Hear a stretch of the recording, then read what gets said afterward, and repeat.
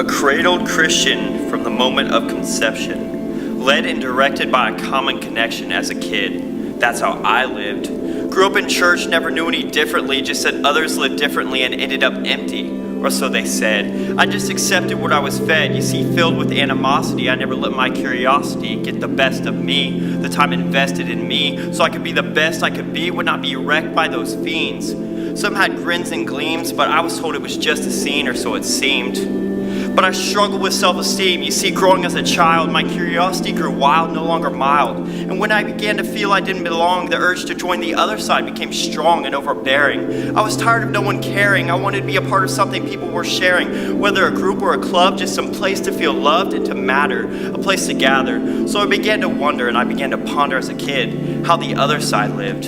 How could they be so empty if on the outside they seemed happy, but apparently they were trying to trap me? How could that be? The enemy? So these thoughts I had grew, and I began to question how true these statements were. I began to infer that I could not concur without trying it first, but this was indeed the worst choice.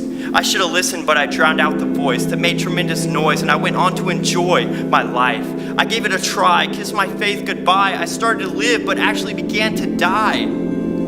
So into these urges I began to give, and did things I never did as a kid, discovering how the other side lives.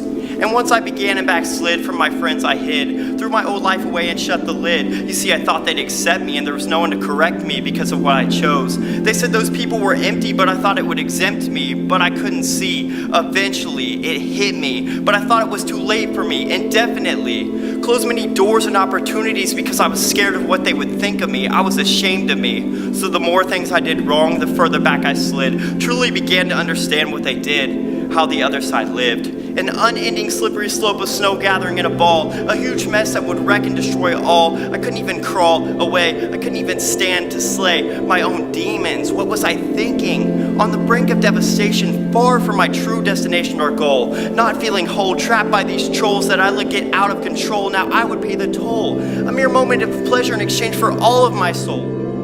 Certainly not worth it, but at this point I was so lost I felt I deserved it. Far from my purpose, my life felt like a circus, and it was.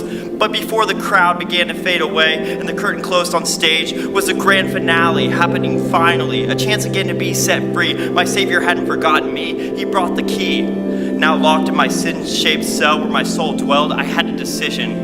I could grab the key and walk away from this mess, but the Lord wouldn't force me. I could choose what I liked best, due to free will. Yet my prior decisions left me imprisoned and ill, so certainly unworthy, knowing I was undeserving because of what I did. I grabbed the key that set me free, and the Lord forgave me. And now I don't wonder or ever ponder like I did as a kid how the other side lived.